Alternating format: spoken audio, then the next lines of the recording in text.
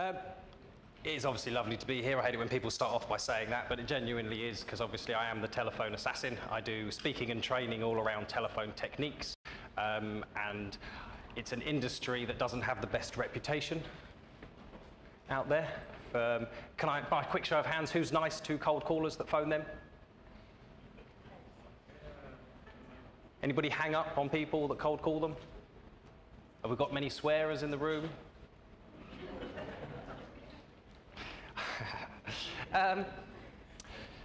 Do you remember when the only game that we had on our mobile phones was something called Snake? Yeah? The screens had that bright neon green or blue glow about them.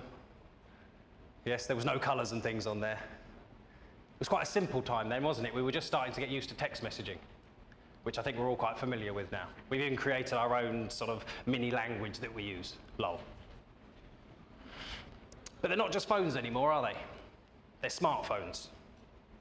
So we now have the ability to use things like social media, which in terms of marketing really allows us to amplify our message and send our message right the way around the world in a matter of a few clicks and shares and likes.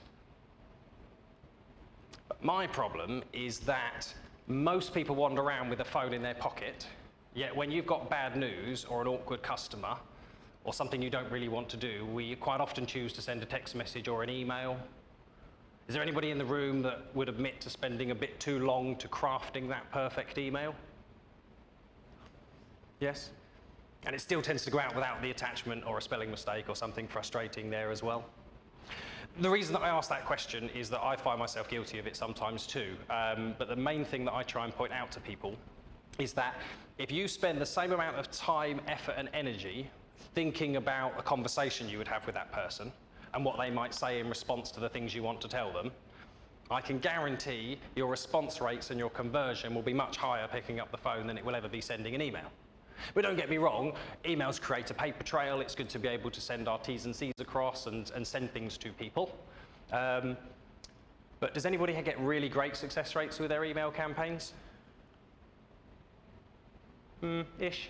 Hit and miss sometimes, isn't it? Depends on the title, apparently. See, what I always say to people when it comes to email campaigns is that what I'm really interested in, and I don't really do many email campaigns, as you can imagine, I'm the telephone assassin, so my email campaign consists of me downloading all of my LinkedIn connections, and I send them all a message to say, I've got too many connections to talk to all of you. I'd love to hear about your business and what's going on. Give me a call if you're around. However, if you'd like to come and hear me speak or come to one of my events, these are the things that are in the diary, and I put some links in there and I try and drive them to my website. And hopefully when they get to your website, they fill out your form. They do that, they fill out the form and they pick up the number. They don't always do that though, do they? So what I tend to do is I tend to do a follow-up call to the people that followed the link but didn't do the call to action that I wanted them to, and I position it as a customer service call. Just to basically say, oh, I noticed you've been receiving my emails, you followed the link for the workshop I'm doing in a couple of weeks' time. Can I just double check my website's doing its job? Did you find all the answers you were looking for, or is there anything else I can help with? It's amazing how much extra results you sweep out of an email campaign when you position it as a customer service call. So anybody who is doing email campaigns, I would urge you to call just a small percentage of the ones that click through and just tell them you're doing a bit of customer service or some research on your website to find out if it's doing its job. Because your email campaigns drive people to your website, and if it's not doing its job, then it's a waste of time. So, there's quite a bit I wanted to cover today, but there's a few myths and old-fashioned sales tactics that or the things that I don't agree with anymore that I'd like to share with you. However, because this is a workshop, please feel free to put your hand up or ask me any questions or tell me if you disagree with anything that I'm saying. Okay, I'm used to it, ladies, being told I'm wrong, so that's fine. Just hit me with as much stuff as you like. To start with, who ever says or has heard the phrase, each no is one step closer to your next yes? A few nods in the room. We tend to tell people this because it kind of gives them a thick skin and gets them used to dealing with rejection. My problem is I believe that 2 no's on the trot means you're either phoning the wrong people or you're taking the wrong approach. Quite simply. And the problem is that people that get told that mentality and they slip into some bad habits go around collecting no's in the hope that after 99 no's, eventually one will say yes. Now, does anybody have too many leads coming through? Too much great data? No? If you can't afford to burn your referrals and your leads or your data, then don't force conversations with people who aren't ready to have a conversation with you right now. The other thing that we do quite often when we take a new job and we're on the phone a lot, we're given a script. We're given a script of what our intro might be and a few objection handling type situations. Now, the problem that I have with this is that have you ever received a call from somebody who you can tell is reading? Yes. How do you feel when you're nodding there? How do you feel when they're reading down the phone? Well, you're not having a conversation with them, you're not engaged with them, they're just talking at you. Yes. So you don't actually feel engaged in the conversation. Any other feelings about it? When you interject and say no, or they've asked something wrong. Yeah. Like their pages, they tell you an awful lot about the charity or whoever they're bringing about. And Yes. Yeah, but I know that already, don't they? It's still a script where they have to read. Well, what typically happens, I find, is that people are a bit nervous when they first pick up the phone, but they're told that this is the pitch, and that if you get all the way to the end of it, people are more likely to say yes. So the call often starts with, hello, my name's Anthony Stears, I'll hit you with a quick feature and a benefit, and I'll talk really quickly so you can't interrupt me, and then when I come to the end of it, hopefully I get to all the way to the end of my pitch and you'll say yes or no. Well, this is the first form of what I call premature elaboration. This is when you blurt your pitch down the phone straight away without being given permission to speak. It does the same thing as reading, being sort of caught out as reading a script. So, if you are going to get people to learn a script, make sure they learn it like an actor would and rather than trying to read it and keep it there like a reference tool. The other thing now is objections. Objection handling, you give people a list of all of the objections that might come up. Can we nod? Is this right? Do we? Yes? I typically don't think we should be overcoming objections on a first call if it's a traditional lead gen outbound type call. Because I don't know if you know this, but objection handling is arguing. You're basically saying the excuse you've given me isn't good enough. I don't care if you can't afford it. We can do finance. Keep talking to me. Which often means we're not really taking the hint. So I tend to store up as many objections as I can so I can use them on the second call and then I get to put them on the table first and they can't use them to stop me. Last time we spoke, you said you didn't really have any budget. Is that still the case? And you say, yes. Okay. Now I can start to address it without you throwing it at me like, stop, I don't want your services because I can't afford it.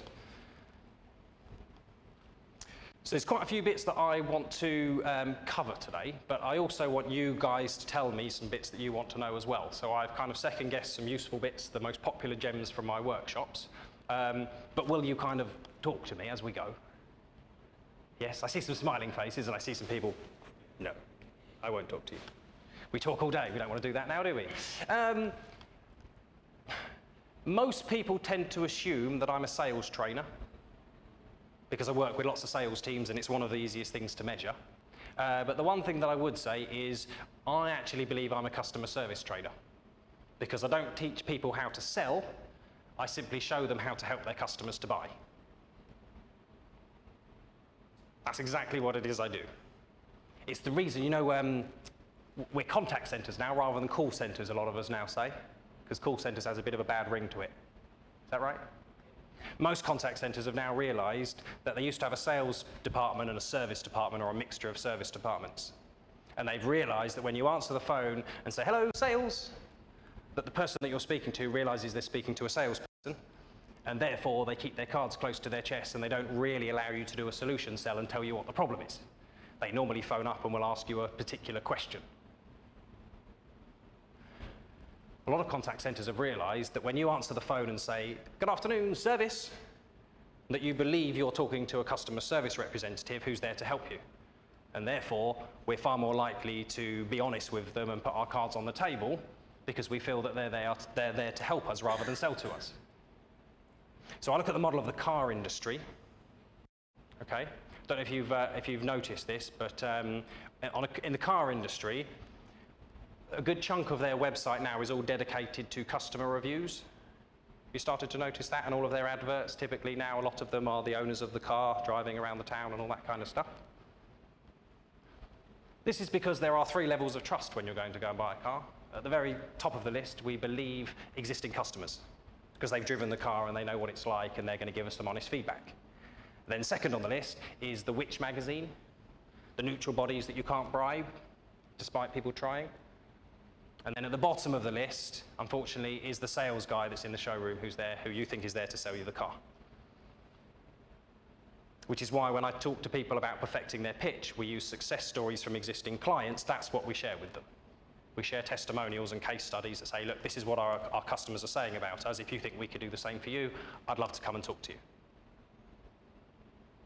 But the car industry is actually really quite clever, because all of their sales and marketing activity is not focused at selling cars, it's focused around getting test drives.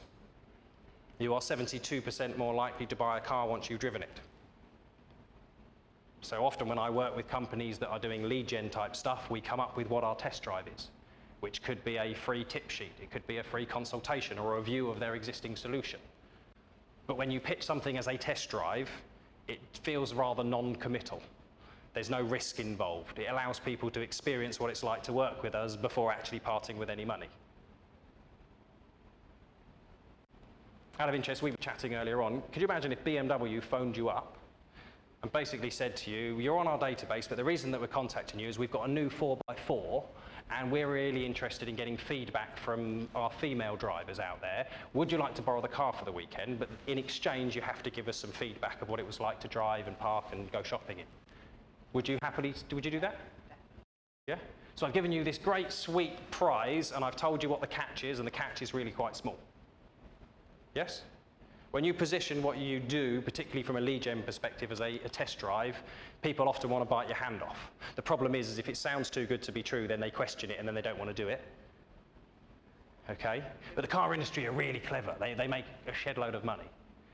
And consider... I used to work for BMW. Yeah? That we used to do that. We used to ring people, we used to give away like the PJ, the golf tickets. Yeah? And set up the test drives. Set up a test drive? That's exactly In fact, I know somebody who's really senior for BMW Finance. When they do their follow-up calls to the people who finances are coming up for renewal, if they leave a message that says, hello there, Mr. Smith, we notice your finance agreement is coming up for renewal. Could you give us a call back to discuss this, please? That nobody calls them back. When you leave a message to say, we notice that your finance is coming up for renewal, we'd like to lend you the latest model of the car that you've got. If you'd like to borrow it for a few days, please come back to me and we'll have a chat. They reckon about 8 out of 10 people phone them back for a test drive and will often then take the next car up.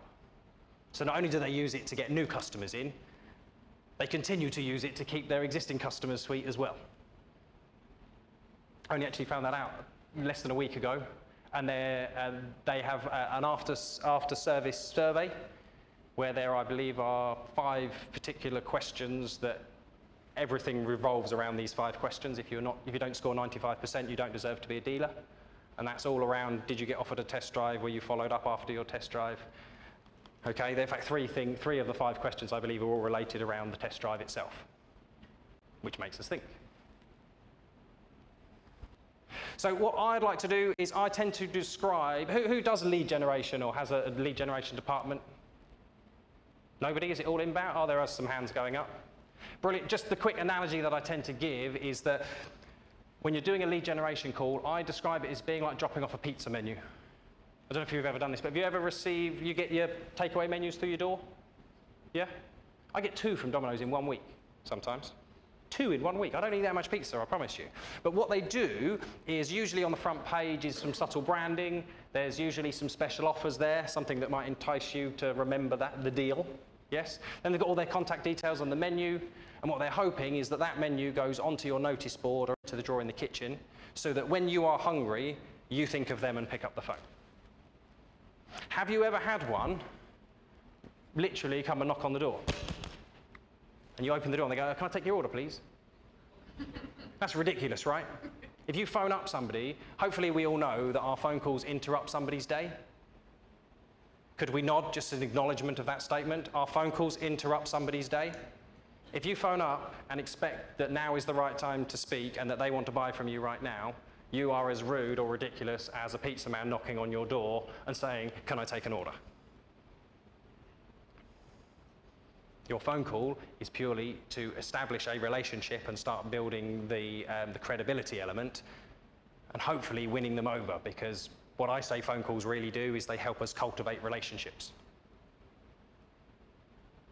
How many people, when they are doing the lead gen, turn their initial phone call, try and turn that into a meeting so that somebody can go and see somebody? Is there much of that, or are we doing telephone appointments? You mentioned, you put your hand up as lead generation. You do get appointments, brilliant. I wasn't sure if you were just asleep at the back or what's going on. But typically all we really want is a face-to-face meeting where we all know people by people. You guys have to nod at me so I know you're still awake. Yes, people by people, right? So I often ask this loaded question about what's your USP, your unique selling point. Has anybody got a really good USP for their company? You have a residential broadband without a phone line? Yes. Oh, you're the only person on the market who does that. You sure? No, I don't know. Oh. No, you're not, are you? Okay. Well, I'll be honest with you. It's central London, yes. It was a trick question.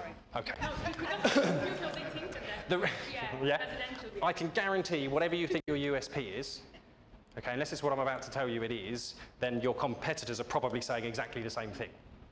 Your only USP are the people within your business.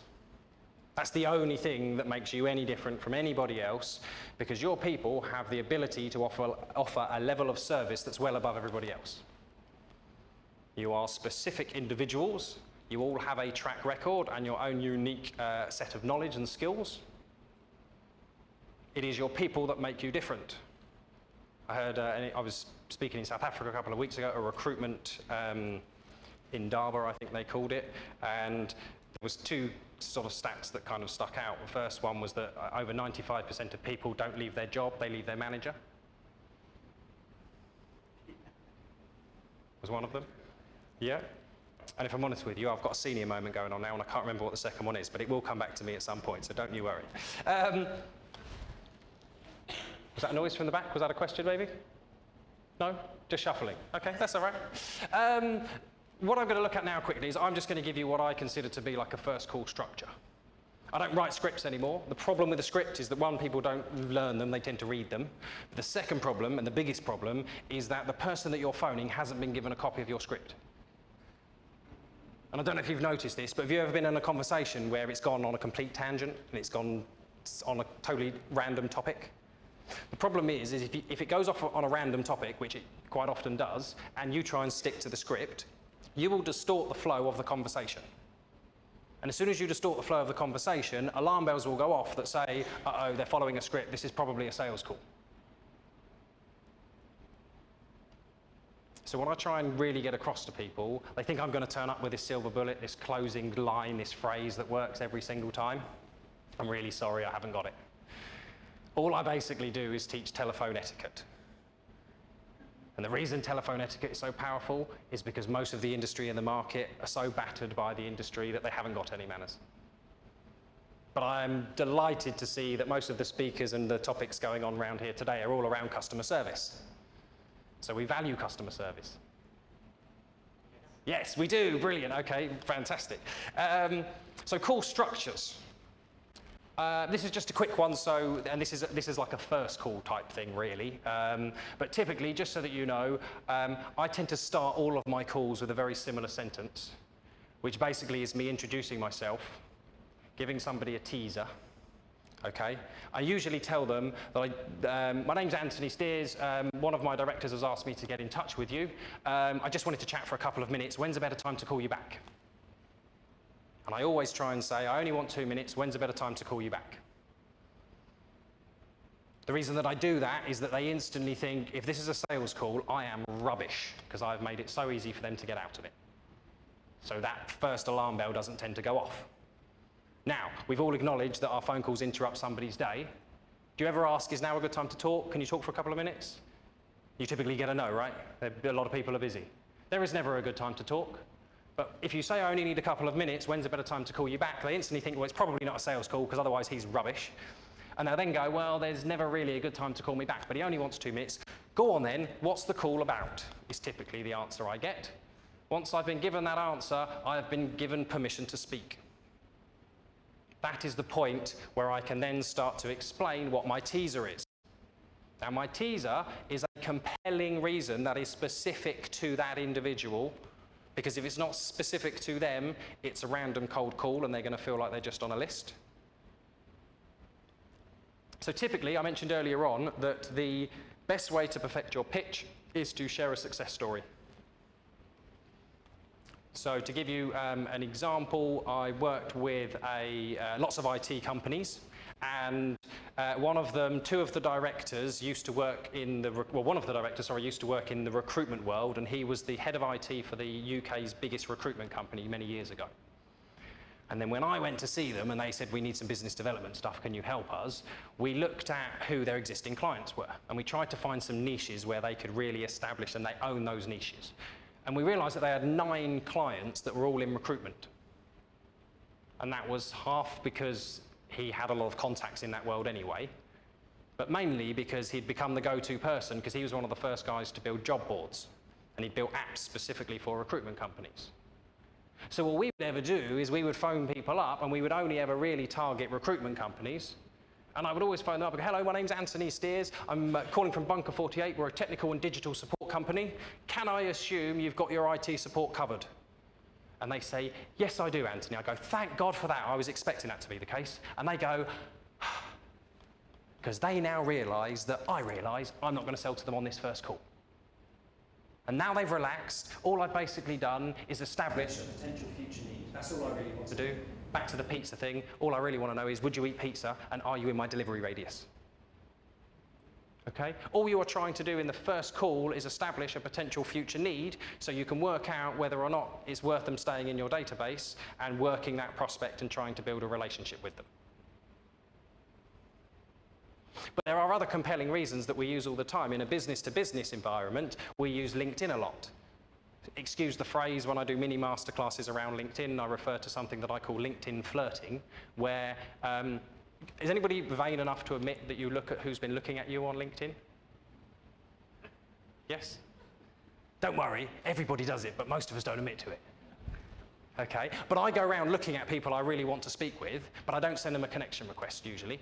And sometimes I have to look at them every 2 days for about 2 or 3 weeks, and I wait for the day they look back at me, and then I phone them up and go, oh, and I sound all excited. I go, oh, I was just on LinkedIn and I noticed you look back at my profile. I found you a few days ago, but I didn't get a chance to send you a connection request. I was really excited that you look back at me. I'm going to send you a connection request now, but I just figured I should introduce myself.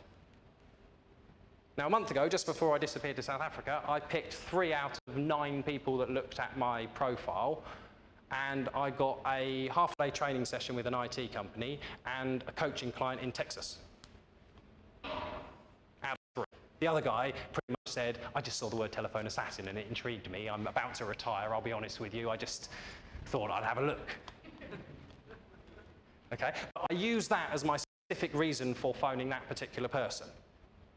And usually when I talk about doing research and preparing for a call, I'll show you how I use information on social media. I don't know if you realise this or if you do this yourself, but a lot of people overshare on social media. This information is like ammunition.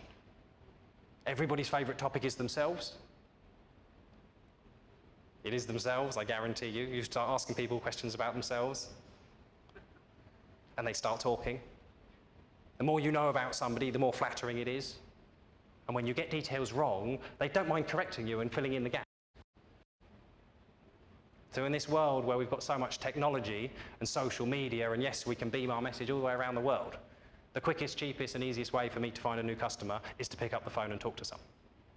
I don't have to phone many. In fact, typically, I always say to people, because I use that same approach of, I just wanted to chat for a couple of minutes, when's a good time to call you back? I say, if I call 10 people, 7 of them aren't even around or in the office, so they take about 15, 20 seconds. 2 of them I get put through to, but they're a bit busy and they've got to finish off a tender or they're about to go into a meeting and they ask me to call back at a certain time. I pin them down to a day and a time when I'm going to call them back. I schedule it like a meeting. And then 1 out of 10 says, well, I've got a couple of minutes now. What's it all about? And I have a proper conversation with that person.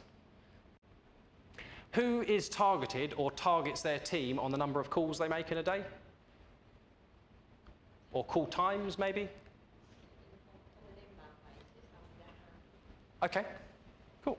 The reason I ask is I'm curious, because sometimes In certain call centers that I've been into, I get guys constantly going, I make 120 calls a day. Like I'm supposed to be impressed. And I go, wow, they must be going really bad. Because I don't count my calls, I just make calls that count. I don't want to burn my way through my referrals. I don't want to use up all of my good data. Whose data's good in their database? Who doesn't get complaints about their data being rubbish from their team? Is that we all get complaints? I flipped it around there, yes? Databases are brilliant when they work properly. Just so you know, there's a little chap over here that I was talking to earlier on, and I quite rudely have forgotten his name already. Pete Muswell. Did you hear that? Pete Muswell. This guy cleans data. In fact, what he actually does is he checks the numbers are actually live and active and that they're not a recorded message that then tells you where the new number is, that wastes the time of your people on the phone. Okay? Typically, we were talking stats earlier on because I was fascinated by what he does and what the figures are and why more people don't know who he is. And usually, typical, around 30% of your data is rubbish. Absolute rubbish. He's got a great test drive, just so you know. We were talking about this earlier on. Give him a small percentage of your records and he'll tell you how many are actually correct, and you can then do the maths of figuring out how much dead wood is actually in your database. Back to the call structure. Intro and teaser. You've always got to start by saying who you are, okay, and where you're calling from, but you do have to give them a teaser, and it does have to be a compelling reason that is specific to that individual. If you can't give them something specific or you haven't read your notes before you phone them, you're going to look like a typical cold caller and probably sound like an idiot. Don't know if you've ever done this before, but have you ever had a call go wrong, and then as soon as you put down the phone, you go, oh, I should have said this. Or, oh, I've just noticed in his notes, he said, don't call him before this time. And we start to dial without even really processing, which is why I say it's all about making calls that count. You will probably make a far less number of calls by doing a tiny bit of research and reading before you pick up the phone, and it's very annoying when you hit 3, 4, 5 voicemails on the trot. But I guarantee you, you won't be burning through your data and upsetting prospects because you don't really know what you're doing and you're coming across like a typical cold caller. All you're basically trying to do is establish a potential future need, qualifying them into your database. The middle part of the call is then all about timing. You know they need your service, but you now need to know when they're going to be hungry for your service. So if what you do is contracted, you want to know when their contract comes up for renewal. If what you do is project-based, you need to know the timeframes or what's in the pipeline of the projects that might then involve your services. Typically, with sales trainers, I tend to find that they say that this part of the call is about objection handling. And as I mentioned earlier on, objection handling is arguing. If you overcome an objection, you move into the next phase of the conversation where the person on the phone feels that they're either feeling defeated or like you're in control of the call, and all of a sudden they're going to start acting a bit differently. Okay? But the call can go off on any particular tangent that you want. My big advice here is take as many notes as you physically can, because information is ammunition on the phone. When you phone somebody back and you do a follow-up call and you start telling them details of things they told you about last time that they've forgotten that they told you, it shows, one, that you paid attention, okay? Two, actually then allows you to do what most of us consider ourselves to be as solution sellers. We find out what the problem is so that we can offer a solution. But you can't do that on a first call, because I don't know about you, when I get by a complete stranger, I don't tend to share the weaknesses within my business or my finances or any of that kind of stuff with a complete stranger. I need to know that they are who they say they are. I want to check their website out first. I want to know that they've listened and paid attention to me. And I want to know that what they are going to talk to me about is specific to me. So when I go networking and people ask me what I do, if they beat me to the punch, I say, I'm the telephone assassin. I help people with telephone techniques. What is it you do? Because once I know what it is you do as a business, I can then pick out a whole shed load of case studies and testimonials from companies that are probably very similar to yours and say, oh, okay, well, I've done this for these guys. These were the problems that they were having. And all of a sudden, I can outlay what it is I've done for my existing customers. And as soon as I start touching on some of the points that are specifically relevant to you or your team, you'll go, ah, this guy knows his stuff. Every call tends to finish with 2 final steps. Just so that you know, you have to agree what the next action is going to be.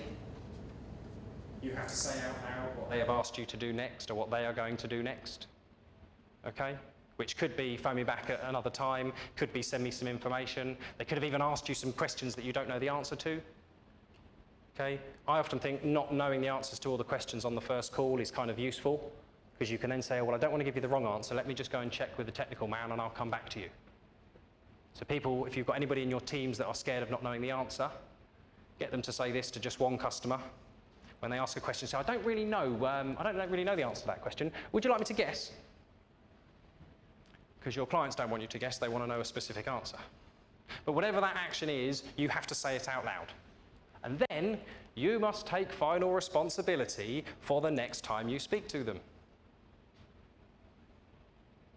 So if it is a customer service type inquiry or a complaint, we should be taking responsibility for following that up in a week or 2 weeks' time to just double check that everything did get resolved.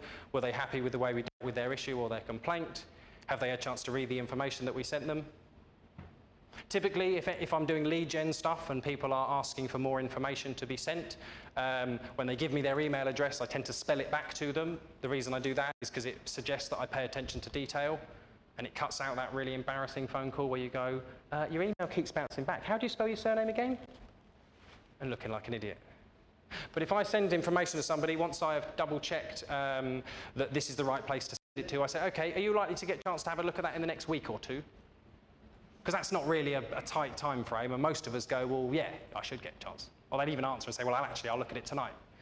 I say, well, brilliant. Look, as long as I know you're going to get a chance in the next week or two, then let me know, because, or let me know if there's any urgent or immediate questions, but I'll make a note in my diary so that I don't forget about you to just give you a courtesy call in 2 weeks' time, just to make sure the email got through your spam filter. Obviously, life happens, you might not get a chance to call me back. Most people don't have an issue with us doing a follow-up call if it's 1 to 2 weeks after that initial call. It still gives them a chance to come back to you with a response, but it means you stay in control of the next time you're going to speak to them. That's the biggest issue with data that goes out of date, is people don't put a follow-up date on the record, and it sits and gets buried and buried and buried under more data that nobody wants to touch anymore because it's old. There's one quick thing that I do want to show you. I've just been given my 5-minute warning already, so this has really flown by. This is the example I give of how you can set up a spreadsheet as a CRM type system. There's 3 boxes that I'm going to point out. Firstly is, obviously the ones in black writing are things you would expect to be in a database. Yes? Contact details, obviously these are usually broken up into different fields. Down here, most of us must track the source of where our leads come from. Yes? Brilliant. I want to know that for a particular reason, but I have client types here. So I've got different types of clients. I have CTs for training, I have CSs for speaking, CCs for coaching, and CAs for my assassins. Okay? But I also have strategic partners who I work closely with, and we swap leads, and I have introducers as well. The reason I want to know about this is because this, combined with this information here, tells me who my best referral partners are, and therefore how I find better referral partners going forwards. But the thing that I'm really wanting to point out is this grading or point system. Because this is what I think should be measured in a lot of contact centers. So the simple scoring system on here that I use particularly, this is just for lead gen typically. 1 point means we've got a decision maker's name. 2 points means we've spoken to them. 3 means they've requested information to be sent. 4 means we've followed it up. And 5 means we've got a meeting. The reason that point system is useful is you should be targeting your staff on scoring points every day, because every point they score pushes somebody through the sales process. There's a couple of advantages here, is that you and them can see where the bottlenecks are within the sales process. So this basically means that you may find that you two could be sat in the same office, you're great at having the initial conversation and getting people to receive information, but your closing meetings is not as good as the lady next to you, who doesn't send out half as much as he does, however you close more meetings. So once we know where your strengths are, we'll say, well, in which case, can you listen to him for an hour and hear how he opens the door and gets the stuff sent out? And can you listen to her for an hour and figure out how she asks the closing question? And you can then learn from each other. But the beauty of it is that, I don't know if you've ever had this before. Oh, I normally make people answer a ringing phone.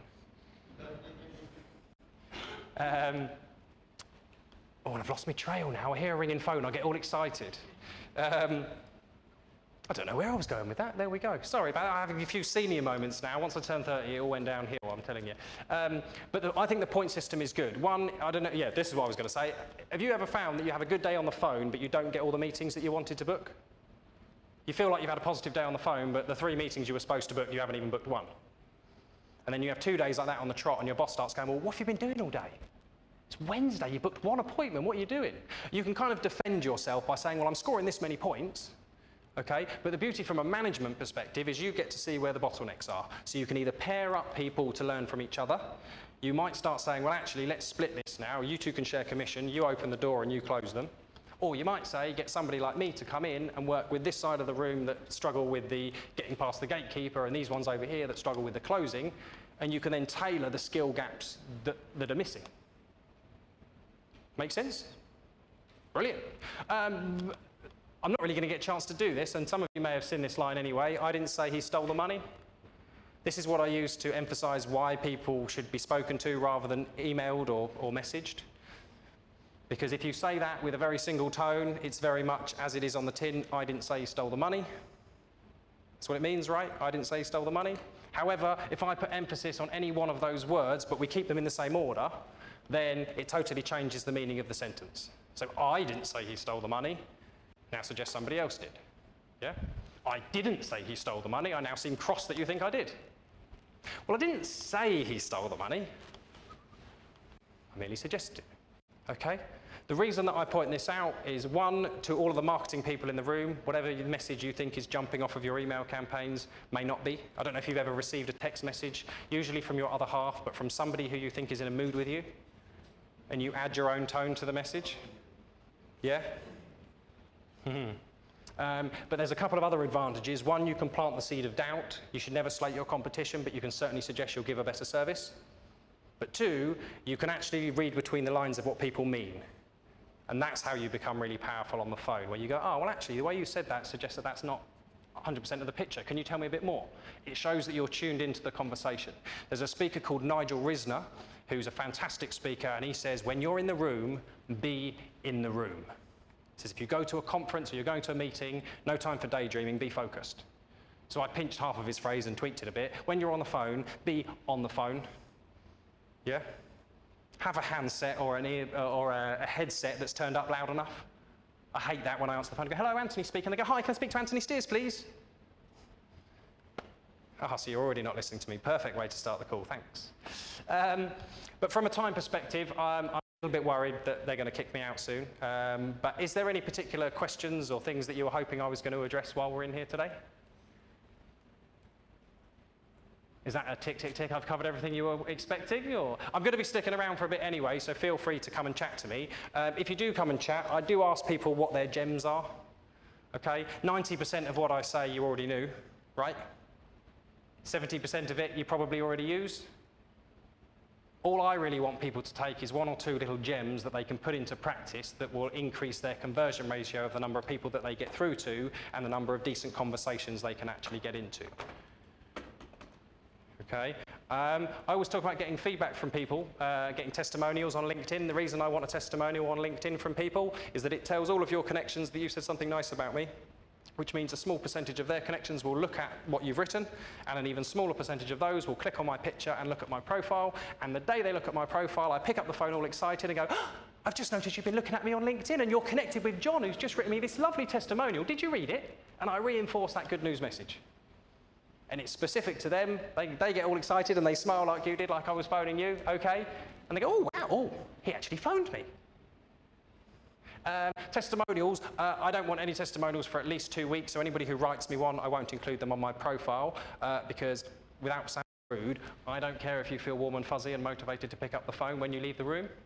What I care about is what you actually put into action and what then happens as a result of it. My clients don't care that I made you feel all warm and fuzzy by the end of the session. What they care about is that you actually took something away, put it into practice, and increased your results.